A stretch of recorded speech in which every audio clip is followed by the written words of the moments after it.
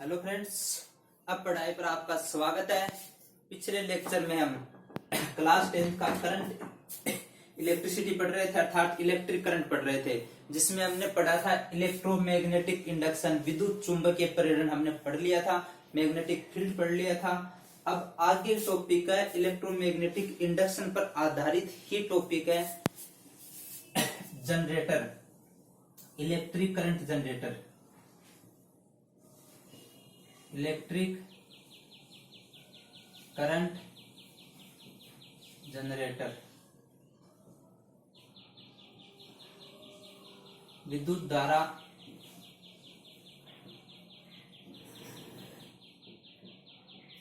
जनितर, ये टॉपिक है। आज इसको समझने की कोशिश करते हैं।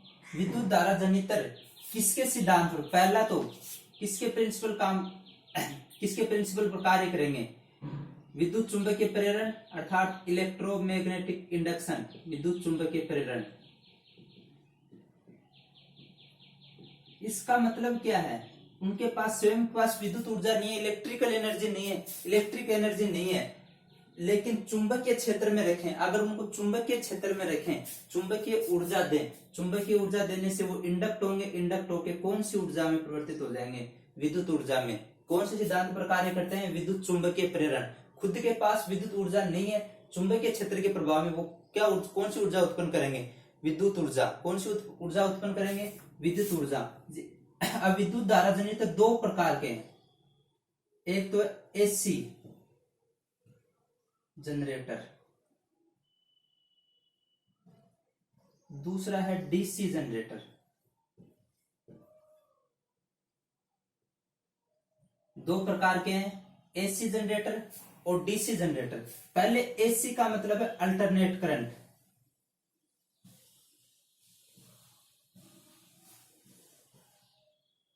जो अपने घरों में लाइट आती है ना, वो एसी आती है। दूसरी है डायरेक्ट करंट। पहले इन दोनों में, अल्टरनेट करंट और डायरेक्ट करंट में डिफरेंस देखते हैं क्या है। अल्टरनेट करंट, जैसे अल्टरनेट करंट अगर पहले ऊपर जाती है, सपोज करो अल्टरनेट करंट इस दिशा में जा रही है, ऊपर इस लाइन से ऊपर जा रही है, तो थोड़ी देर बाद वह नीचे जाएगी, नीचे वाली दिशा में जाएगी, वापस ऊपर वाली दिशा में जाएगी, नीचे दिशा में जाएगी। ये है अल्टरनेट करंट। अल्टरनेट करंट का मतलब प्रत्यावर्ती धारा। प्रत्यावर्ती धारा का मतलब कुछ समय बाद उसकी धारा की दिशा क्या हो जाएगी, डायरेक्शन क्या हो जाएगी, चेंज हो जाएगी। जबकि डायरेक्ट करंट में धारा की दिशा सदैव एक ही दिशा में रहेगी, कभी चेंज नहीं होगी, कभी भी चेंज नहीं होगी। अगर ध्यान से सुनना, अगर किसी व्यक्ति को, जैसे घरों में लाइट आ रही है, वो कौन सी आती है? एसी। जो बैटरी इन्वर्टर में लाइट रहती है, वो कौन सी रहती है? DC current. घरों में जो बिजली आ रही है, अगर वो उसके किसी व्यक्ति को पकड़ लेती है, तो उसमें क्या होता है? एक बार इस दिशा में थोड़ा वो झटका मारेगी, बीच में रुकेगी, उसके बाद दिशा चेंज होती है। तो नहीं सुना क्या कि बिजली झटका मारती, इस झटके में अगर व्यक्ति बच जाए, बच सकता है, क्योंकि इस टाइम कोई लाइट, कोई करंट नहीं आती उसमें। जब दिशा चेंज करता है तो उस टाइम कोई करंट नहीं लगती, व्यक्ति छूट सकता है कुछ सेकंड के लिए। लेकिन यहाँ धारा की दिशा चेंज नहीं होती, लगातार करंट प्रवाहित होती रहती है, लगातार, कोई भी झटका नहीं लगेगा, कोई भी आराम नहीं करेगी। गलती से इस डीसी करंट ने किसी व्यक्ति को पकड़ लिया, किसी व्यक्ति को डीसी करंट लग गई, तो वो बच नहीं पाएगा। ज्यादा खतरनाक करंट कौन सी है? डीसी। क्योंकि इसमें तो कुछ समय का गैप आता है, दिशा चेंज होती है, डायरेक्शन चेंज होती है, तो कुछ समय का गैप आता है। गैप आने के बाद इसमें झटका मारती है बिजली, छोड़ने की कोशिश करती है, उस टाइम छूट जाए तो व्यक्ति बच सकता है। इसमें तो बचने का कोई चांस ही नहीं है। ज्यादा खतरनाक कौन सी है? जे। दिशा अलग अलग दिशा से। अब ये तो हो गए अल्टरनेट करंट और डीसी करंट, डायरेक्ट करंट और अल्टरनेट करंट। अब इसी से जनरेटर होगा। ऐसा जनरेटर तो कौन से सिद्धांत पर है? विद्युत चुंबकीय प्रेरण के सिद्धांत पर कार्य करता हो। विद्युत चुंबकीय प्रेरण के सिद्धांत पर कार्य करता हो, जिसके पास खुद की ऊर्जा नहीं है, जिसको कौन सी क्या दिया जाएगा? चुंबकीय क्षेत्र दी जाएगी। चुंबकीय क्षेत्र में कौन सी करंट में कन्वर्ट करेगा? वो अल्टरनेट करंट में, प्रत्यावर्ती धारा में कन्वर्ट कर देगा। क्या कर देगा? प्रत्यावर्ती धारा में। ऐसी युक्ति जो कौन से सिद्धांत पर कार्य करती है? विद्युत चुंबकीय प्रेरण सिद्धांत पर कार्य करती है। चुंबकीय क्षेत्र रखने पर, चुंबकीय क्षेत्र में मैग्नेटिक फील्ड में रखने पर कौन सी धारा दे? अल्टरनेट धारा दे। तो कौन सा जनरेटर होगा? एसी जनरेटर होगा। कौन सा जनरेटर होगा? एसी जनरेटर होगा। एसी जनरेटर में क्या होगा? धारा की दिशा चेंज होती रहेगी। अब अपन को बस ये देखना है कि धारा की दिशा कैसे चेंज होती है जनरेटर में। धारा की दिशा चेंज, इसमें क्या ये भी एक ऐसी युक्ति है, ऐसा साधन, ऐसी युक्ति है जिसमें खुद के पास धारा नहीं है, उसमें चुंबकीय क्षेत्र देंगे। चुंबकीय क्षेत्र देने से वो कौन सी धारा उत्पन्न करेगा? Direct current. कौन सी धारा उत्पन्न करेगा? Direct current. तो उसको क्या बोलेंगे? DC generator. उसको क्या बोलेंगे? DC generator. डायरेक्ट करंट में धारा की दिशा हमेशा एक ही रहती है, एक ही रहती है, एक ही डायरेक्शन में रहती है। अब देखना है कि डीसी जनरेटर धारा की दिशा एक की तरफ कैसे रखता है और ये अलग अलग कैसे कर देता है, धारा की दिशा चेंज कैसे करता है। ये अपने सिलेबस का टॉपिक है। अब अलग अलग लेते हैं दोनों को। पहले एसी जनरेटर पढ़ते हैं, उसके बाद पढ़ते हैं डीसी जनरेटर। अब देखना, पहले पढ़ते हैं AC generator, alternate current generator. समझने की कोशिश करना।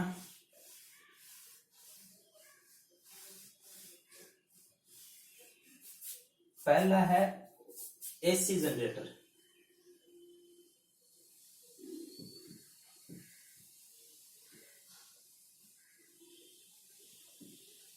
एसी जनरेटर प्रत्यावर्ती धारा जनरेटर। कौन सा? प्रत्यावर्ती धारा जनरेटर।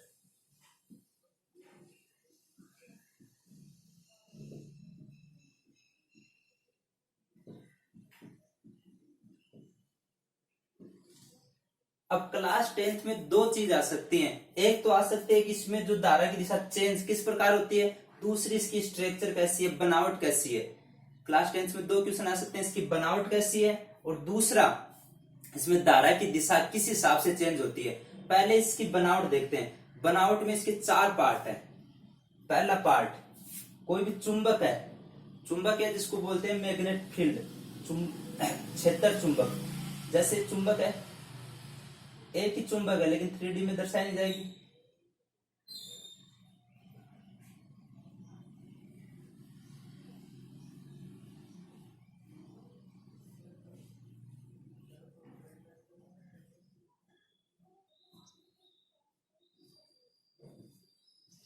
ये चुंबक ऐसे देखिए, चुंबक ध्यान से सुनना, ऐसे देखिए चुंबक समझने की कोशिश करना।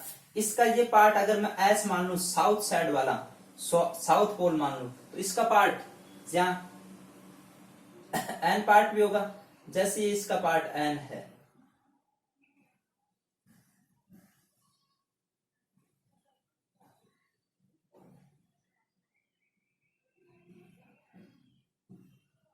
ये इसका पार्ट एन पार्ट है।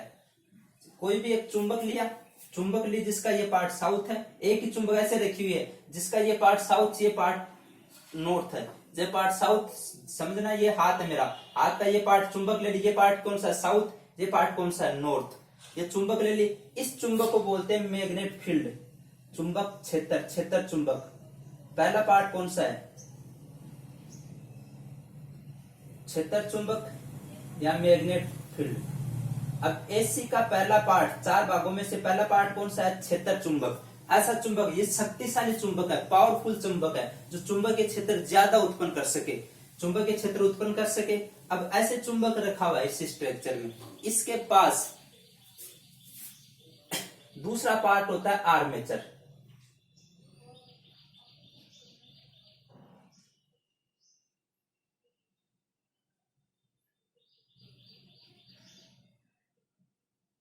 ये आर्मेचर मान लेता हूं, ए बी सी डी। ये आर्मेचर आयरन का बना होता है। किसका बना होता है? आर्मेचर आयरन का बना होता है, जिस पर कॉपर की वायरिंग हो रहती है, कॉपर। लेकिन कॉपर के ऊपर प्लास्टिक लगी रहती है। कॉपर के ऊपर क्या लगी रहती है? प्लास्टिक। कॉपर में तो धारा जा सकती है। ये विद्युत इंसुलेटर कॉपर, विद्युत रोधी कुचालक कॉपर, तांबे की क्या रहती है? परत चढ़ी रहती है। इसका काम क्या है? घूमना। इसका काम सिर्फ घूमना है, मूव करना है। इसका काम क्या है? घूमना है। यहां ये दूसरा पार्ट है आर्मेचर। ये क्या है, आर्मेचर, हिंदी में भी आर्मेचर ही बोलते हैं। ये क्या है, आर्मेचर। जिस जो बना तो किसका होता है, लोहे का बना होता है, आयरन का बना होता है, जिस पर लेपन किसका होता है, कॉपर की क्या रहती है, वायरिंग रहती है, कॉपर की क्या रहती है, वायरिंग। तीसरा पार्ट होता है रिंग। जैसे जहां कोई भी धातु की एक रिंग यहां लगी हो, सी पार्ट वाले आर्मेचर के सी पार्ट वाले पर, सी पार्ट वाले भाग पर एक रिंग लगी रहती है, जो धातु की बनी होती है, किसी भी धातु की, मेटल की बनी होती है। इसको बोलते हैं स्प्लिंग रिंग। स्प्लिंग रिंग सर्पी वाले, जो किसकी बनी होती है, किसी भी धातु की बनी होती है। इसमें सी पार्ट के लिए अलग से रिंग है, इसमें सी पार्ट के लिए अलग से रिंग है, जबकि डी पार्ट के लिए, यहां में डी पार्ट है, डी पार्ट के लिए एक अलग से रिंग है, डी पार्ट के लिए क्या है, अलग से रिंग है।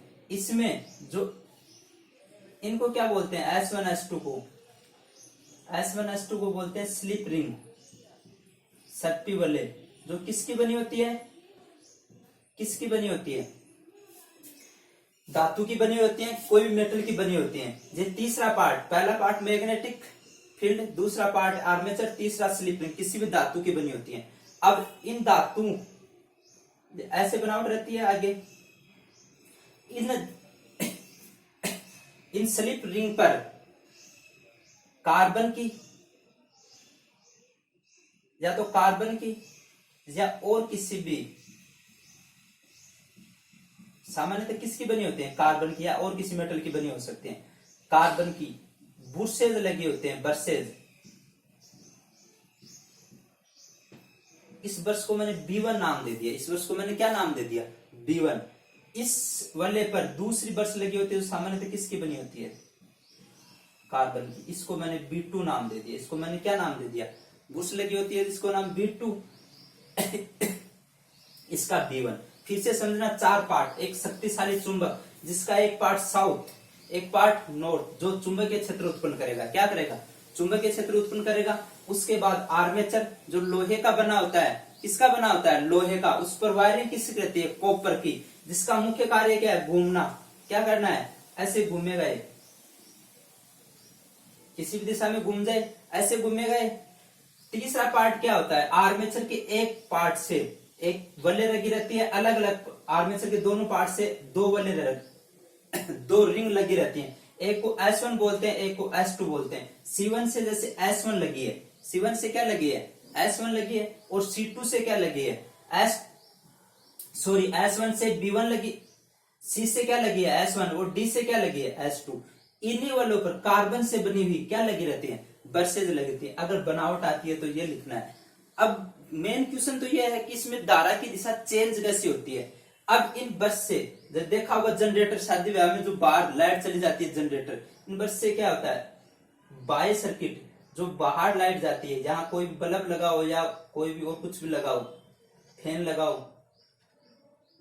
ये सर्किट, इनसे क्या रहता है, बाह्य सर्किट, एक्सटर्नल सर्किट, जो बाहर जिससे लाइट जाती है, परिपथ, एक्सटर्नल सर्किट जिससे बाहर क्या जाती है, लाइट जाती है। ये तो होगी इसकी स्ट्रक्चर, बनावट। इसमें B1 से एक पार्ट, दूसरा B2 से जुड़ा रहता है। अब समझना, मैंने चुंबकीय फ्लक्स पढ़ाया था, चुंबकीय फ्लक्स क्या पढ़ाया था, चुंबकीय क्षेत्र किसी भी, जैसे ये पेन था, इसमें चुंबकीय क्षेत्र रेखाओं की संख्या, लाइंस की संख्या कितनी है, वो क्या कहलाता है, चुंबकीय फ्लक्स। मैग्नेटिक फ्लक्स, इस वायर में से कितनी लाइन जा रही है, चुंबकीय लाइन कितनी जा रही है, वो क्या कहलाता है, जितनी चुंबकीय लाइन जाएंगी उतनी क्या जाएगी, विद्युत धारा ज्यादा होगी। अब ये तो आज जनरेटर की बनावट, इसमें वो नहीं है, इसके पास अभी विद्युत धारा नहीं है। अब क्या किया जाता है, ये चुंबक है, चुंबक से क्या निकलेंगे, चुंबकीय रेखाएं निकलेंगी, चुंबकीय लाइन निकलेंगी। अब इसका वर्किंग प्रोसेस पढ़ते हैं। कौन सा प्रोसेस, वर्किंग प्रोसेस, ये कार्य कैसे करता है, वर्किंग प्रोसेस, ये समझना ध्यान से। वर्किंग प्रोसेस, इसमें क्या होता है, चुंबक लगी है, चुंबक से क्या होगा, चुंबकीय क्षेत्र, मैग्नेटिक फील्ड, मैग्नेटिक फील्ड उत्पन्न होगा। अब क्या था, इस मैग्नेटिक फील्ड में रख दिया विद्युत चुंबकीय प्रेरण, कौन से फील्ड में रखा गया, मैग्नेटिक फील्ड में रखा गया। पहला कौन से फील्ड में रखा जाता है, मैग्नेटिक फील्ड, इसको किस में रखा गया, मैग्नेटिक फील्ड में रखा गया, चुंबकीय क्षेत्र में रखा गया। चुंबकीय क्षेत्र का हम चुंबकीय रख दिया। अब चुंबक का ये पार्ट, मैंने चुंबकीय बल रेखाओं की वो बताई थी दिशा, मैंने बोला था नॉर्थ से निकलती है बाहर की तरफ, साउथ में प्रवेश करती है, नॉर्थ से निकलती है साउथ में प्रवेश करती है, और चुंबक के अंदर ही अंदर किससे निकलती है, साउथ से निकलती है। चुंबक के अंदर किससे निकलती है, साउथ से निकलती है। अब ये समझना, ये जैसे ये मेरा हाथ है, मेरा ये हाथ है, इसको चुंबक मान लो, इसको क्या मानना है, चुंबक मानना है। चुंबक का एक पार्ट ये ऐसे रखी हुई है, ये साउथ पार्ट है, ये नॉर्थ पार्ट है, इसके सामने ये आर्मेचर रखा हुआ है, ऐसे आर्मेचर रखा हुआ है, इसका ए बी सी डी, इस सी से क्या लगी हुई है S1, इस डी से क्या लगा हुआ है S2, इस S1 से क्या लगी हुई है बर्स, इससे भी क्या लगी है पुरुष। जैसे अब चुंबकीय क्षेत्र ये पास में है, इस चुंबक से चुंबकीय रेखाएं निकलेंगी, मैग्नेटिक लाइन निकलेंगी, इसके पास क्या जाएंगे, ज्यादा जाएंगे, पास है तो ज्यादा जाएंगे। इस टाइम अगर मैं इसको चुंबकीय क्षेत्र में क्लॉकवाइज घुमाता हूं, क्लॉकवाइज घुमाया, इस टाइम समझना ये कौन सा पार्ट है, मैंने इसको डी माना है, इस पार्ट को मैंने क्या माना है, डी। डी से कौन सा भाग जुड़ा हुआ है, S2 जुड़ा हुआ है। यहाँ चुंबकीय क्षेत्र रेखाओं की संख्या क्या होगी, ज्यादा होगी। चुंबकीय क्षेत्र रेखाओं की संख्या, लाइंस की संख्या इस टाइम क्या होगी, सबसे ज्यादा होगी। तो सबसे ज्यादा होगी तो इस टाइम इसमें विद्युत धारा कहाँ ज्यादा होगी, S2 में ज्यादा होगी। S2 इस टाइम किसका कार्य करेगा, पॉजिटिव का। किसका, हाई पोटेंशियल होगा, हाई पोटेंशियल होगा तो इस टाइम इसमें धारा की दिशा, अगर पहले क्लॉकवाइज घुमाते हैं, पहले क्लॉकवाइज घुमाए, इसको आर्मेचर को क्लॉकवाइज कौन सी ऊर्जा देकर घुमाया जाता है, मैकेनिकल ऊर्जा, मैकेनिकल एनर्जी देकर। चुंबकीय क्षेत्र में कौन सी एनर्जी दी गई, मैकेनिकल एनर्जी दी गई। इसको घुमाया क्लॉकवाइज, क्लॉकवाइज घुमाने से पॉजिटिव की तरह कौन सा कार्य करता है, हाई पोटेंशियल B2 की तरह कार्य करता है। किसकी तरह कार्य करता है, हाई पोटेंशियल B2। अब धारा किस दिशा में जाती है, धारा किस दिशा में जाती है, हाई पोटेंशियल से लो पोटेंशियल। B2 से इस टाइम धारा कौन सी दिशा में जाएगी, B1। B2 से किस में जाएगी, B1। B2 से किस में जाएगी, B1। इस धारा इस दिशा में जाएगी, B2 से B1। अगर बाद में, अब समझना, जैसे ये चुंबक रखी हुई है, चुंबक से ये आर्मेचर राइट हैंड पे गया, अब इसकी दूरी बढ़ गई, यहां से यह दूरी बढ़ती बढ़ती अब इसकी दूरी बढ़ गई। पहले ये पैरेलल था, अब हॉरिजॉन्टल हो गया, पैरेलल था परपेंडिकुलर हो गया, सॉरी। अब जैसे इसके पास आएगा तो इस नीचे वाले पार्ट की इससे दूरी क्या हो जाएगी, डिस्टेंस क्या हो जाएगी, कम। अब इस पार्ट में, नीचे वाले पार्ट में, आर्मेचर के दूसरे पार्ट में चुंबकीय बल रेखाओं की संख्या क्या होगी, ज्यादा होगी। ऐसे घुमाया, अब पार्ट इसमें किसकी ज्यादा होगी, चुंबकीय बल रेखाओं की संख्या।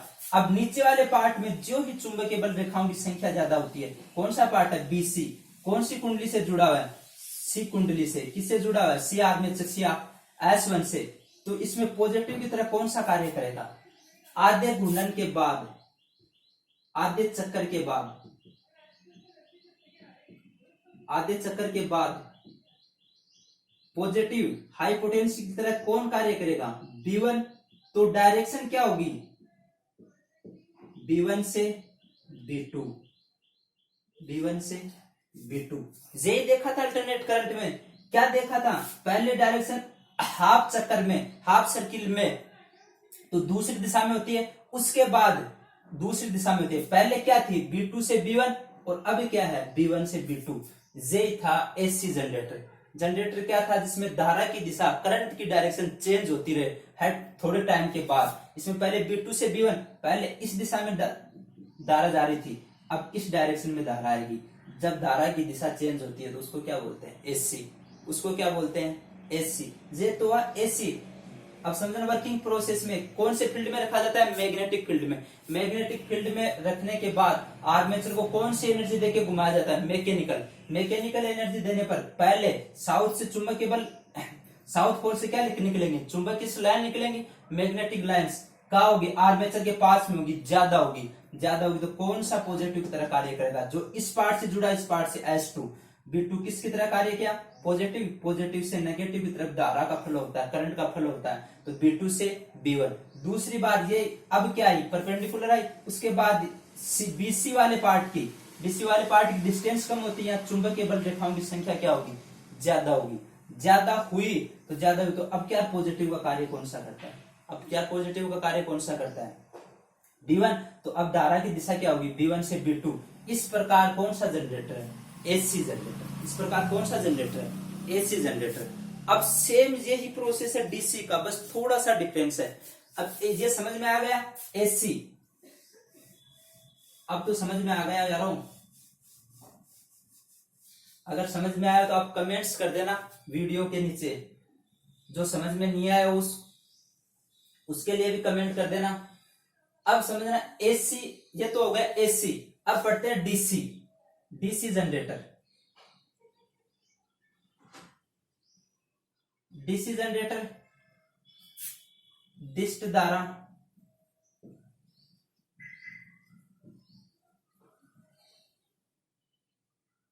धारा जनितर, इसकी स्ट्रक्चर सेम होती है किसके, AC के, लेकिन डिफरेंस क्या होता है, डिफरेंस होता है यहां नीचे। मैग्नेटिक फील्ड भी सेम होता है, आर्मेचर भी सेम होता है। अब जब इसमें जो लगे हुए थे S1 S2, इसमें S1 S2 नहीं लगे होते, दो अलग अलग वो नहीं लगी होती, दो क्या नहीं होती, अलग अलग रिंग नहीं लगी होती, स्लिप रिंग नहीं लगी होती। इसमें एक ही रिंग लगी होती है, इसमें एक ही वलय होती है, उसके दो पार्ट किए जाते हैं। जैसे ये पार्ट इस भाग से जुड़ा हुआ, एक ही रिंग लगी होती है, जिसके क्या किए जाते हैं, दो पार्ट किए जाते हैं। क्या किए जाते हैं, दो पार्ट। अब दो पार्ट करने के बाद इसको स्लिप वलय नहीं बोल के इसको बोलते हैं डिवाइडेड रिंग, डिवाइडेड विभक्त वलय। इसको बोलते हैं, जो बांट दिया गया इसको बोलते हैं कंप्यूटेटर। जैसे इसको मैंने C बोल दिया, C1, इसको क्या बोल दिया, कंप्यूटेटर। बस एक ही डिफरेंस था, वहां स्लिप रिंग लगी हुई थी, या स्लिप रिंग नहीं, डिवाइडेड रिंग लगी होती है, विभक्त वलय लगी होती हैं। कैसे लगी होती हैं, विभक्त वलय लगी होते हैं। विभक्त का मतलब बांटी हुई वलय। तो इस वलय को किसमें बांट, एक वलय थी, इसको दो भागों में बांट दिया। एक C1 को बोला कंप्यूटेटर फर्स्ट, इस C2 को कंप्यूटेटर सेकंड। अब सेम संरचना स्ट्रक्चर, जहां C1 के क्या लगी हुई है, जहां ब्रूस B1 लगा हुआ है, C1 के ब्रूस B1 लगा। अब B1 की स्ट्रक्चर इसमें ऐसी बनाई जाती है, यहां आराम से फिसल सकती है, आराम से यहां ऐसे चिपकाई जाती है कि आराम से फिसल जाए। और B2 यहां लगा होता है, B2 यहां लगा होता है। अब इस B1 B2 से कौन कैसा सर्किट जोड़ा जाता है, ये बाह्य सर्किट, जैसे बल्ब लगाना हो, B1 B2 समझना। इसमें एक पार्ट से C1 जुड़ा हुआ है, एक ही वलय का दूसरा भाग C1, एक ही वलय का दूसरा भाग C2 इससे जुड़ा हुआ है, जिसपे इस पे B1 लगा हुआ है, इस पे B2 लगा हुआ है। इसमें भी सेम वर्किंग प्रोसेस, इसमें भी कौन सा फील्ड दिया जाता है, मैग्नेटिक फील्ड। कौन सा फील्ड दिया जाता है, मैग्नेटिक फील्ड। मैग्नेटिक फील्ड देके किसको घुमाया जाता है, आर्मेचर को क्या करवाया जाता है, मूव करवाया जाता है। आर्मेचर को मूव करवाया गया, आर्मेचर को क्या किया जाता है, आर्मेचर को मूव करवाने के लिए कौन सी एनर्जी देते हैं, घुमाते हैं, घुमाने को मैकेनिकल एनर्जी मान सकते हो, यांत्रिक ऊर्जा। कौन सी एनर्जी देते हैं, यांत्रिक ऊर्जा। अब जैसे मैंने यांत्रिक ऊर्जा दी, वापस समझना, ये चुंबक रखी हुई है, ये क्या रखा हुआ है, चुंबक। ये मेरा आर्मेचर हाथ का काम है, ये एडी पार्ट है, ये BC पार्ट है। एडी इस टाइम चुंबकीय क्षेत्र रेखाओं की संख्या, चुंबक से जो लाइन लिख रही है मैग्नेटिक लाइन, इस टाइम इसमें ज्यादा है, इस टाइम इस पे क्या है, ज्यादा है। इस पे ज्यादा, तो यहाँ विद्युत धारा ज्यादा होगी। क्या होगी, विद्युत धारा ज्यादा होगी। विद्युत धारा ज्यादा होगी तो इस टाइम पोटेंशियल, पहले पोटेंशियल अगर मैं क्लॉकवाइज घुमाऊं, कैसे घुमा रहा हूं, क्लॉकवाइज घुमाऊं किसको, आर्मेचर को, तो पहले पोटेंशियल किस पे ज्यादा आता है, B2 वाले पर। B2 हाई पोटेंशियल की तरह कार्य करता है। B2 किसकी तरह कार्य करता है, हाई पोटेंशियल। तो हाई पोटेंशियल B2 कार्य करता है, तो करंट की डायरेक्शन क्या होगी, B2 से B1, B2 से B1। इस टाइम करंट किस दिशा में जाएगी, B2 से B1। आगे क्या होता है, जैसे आर्मेचर ऐसे घूमता है, ऐसे घुमा, या चुंबकीय क्षेत्र की संख्या कम होगी। अब जैसे ही इस साइड वाले पार्ट पे आया, जैसे इस पार्ट पे आते हैं, इस पार्ट पे आया तो यहाँ ये डिस्टेंस कम होगी, यहाँ चुंबकीय लाइंस इस पार्ट पे क्या होगी, ज्यादा होंगी। तो ये पार्ट जो BC वाला पार्ट है, BC वाले पार्ट पे क्या होगी, पॉजिटिव चार्ज ज्यादा होगा, पॉजिटिव सॉरी हाई पोटेंशियल ज्यादा होगा, चुंबकीय रेखाएं ज्यादा गुजरेंगी, तो BC पर हाई पोटेंशियल उच्च विभव ज्यादा होगा। लेकिन इसमें क्या होता है, बर्स्ट की ऐसी कंडीशन होते हैं, जैसे इसको घुमाया, ये C1 ऐसे घूमता है और इस B2 यहां से नहीं खिस सकता, B2 यहां से फिसल जाता है, चिपका रहता है, फिसल जाता है, तो C1 कहां आ जाता है, इस B2 के पास। इसमें किसकी स्थिति चेंज हो जाती है, आगे इसमें कंप्यूटेटर की स्थिति, C1 किसके कांटेक्ट में आ जाता है, B2 के। C1 किसके कांटेक्ट में आ जाता है, B2 के, और C2 किसके कांटेक्ट में आ जाता है, B1 के। क्यों कांटेक्ट में आता है, जैसे इसको घुमाते हैं, जहां पॉजिटिव पोटेंशियल ज्यादा होगा, तो घूमने के साथ साथ जो इसके साथ चिपके रहते हैं C1 C2, ये ऐसे घूमते हैं, C1 यहां आ जाता है और C2 यहां आ जाता है। अब पोटेंशियल C1 यहां गया तो पोटेंशियल किस पे ज्यादा है, C1 पे, क्योंकि चुंबकीय रेखाओं की संख्या भी किस पे ज्यादा है, C1 पे, इस पे ज्यादा C1, और C1 से कौन कनेक्ट है, B2। तो इस पर, इसका मतलब B2 पर कौन सा चार्ज है, पॉजिटिव चार्ज या हाई पोटेंशियल है, उच्च विभव है, B2 पे कौन सा है, हाई पोटेंशियल। तो करंट की डायरेक्शन क्या होगी, B2 से B1। अब देखना, यहां भी B2 से B1, यहां भी B2 से B1। ये है डीसी जनरेटर। मैंने शुरू में बताया था डीसी जनरेटर में धारा की दिशा, करंट की दिशा क्या नहीं होगी, चेंज नहीं होगी। इसमें करंट की दिशा चेंज नहीं हो रही है, करंट की डायरेक्शन हमेशा B2 से B1 है, B2 से B1। जबकि एसी में पहले B2 से B1 थी, तो दूसरी बार क्या थी, B1 से B2। ये है एसी और डीसी, ये है एसी जनरेटर और डीसी जनरेटर। खतरनाक धारा कौन सी है, खतरनाक डेंजरस करंट कौन सी है, डीसी, क्योंकि उसमें बीच में झटका नहीं मारती, बीच में रुकती नहीं है, एक ही दिशा में चलती है। एसी में क्या है दिशा चेंज होती है, उस टाइम थोड़ा सा वो छोड़ सकती है, व्यक्ति बच पाता तो उस टाइम बच जाता है, नहीं तो नहीं बचता। ये एसी और डीसी है। दोस्तों मैं उम्मीद करता हूं आपसे कि ये समझ में आया होगा आपको ये पार्ट। अगर समझ में आया तो आप हमारे एबी पढ़ाई चैनल को लाइक करें, शेयर करें और सब्सक्राइब करें और उसके साथ बने रहें। आपका धन्यवाद दोस्तों। ये चैप्टर 10वीं का इलेक्ट्रिक करंट आज पूरा करते हैं, आगे हम दूसरा चैप्टर स्टार्ट करेंगे। अगेन थैंक यू, आगे मिलते हैं बाद में।